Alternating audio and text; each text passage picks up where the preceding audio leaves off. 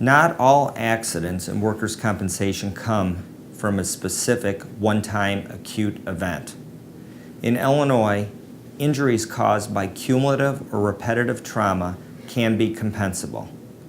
Unfortunately, over the last 6 years, we have seen an erosion of workers' rights in this area. Many more denials in repetitive trauma cases. It is more important than ever that people that have repetitive trauma claims call for legal assistance as soon as possible.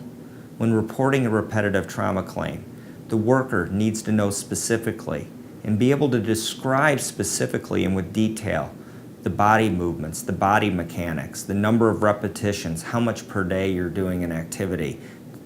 This is extremely important. Not only do you have to tell your employer, but most importantly, you need to tell your doctor those details. Because in order to win a repetitive trauma case, you have to have medical testimony from a physician which states that your injuries and your conditions such as carpal tunnel resulted from an aggravation or from causation from your repetitive duties. If your doctor doesn't understand what job you're doing, you are not going to win your case. So more than ever, it's important that you have those details and you have them before you see your doctor so they can give you an opinion from the outset. Is your injury caused or aggravated by your repetitive duties?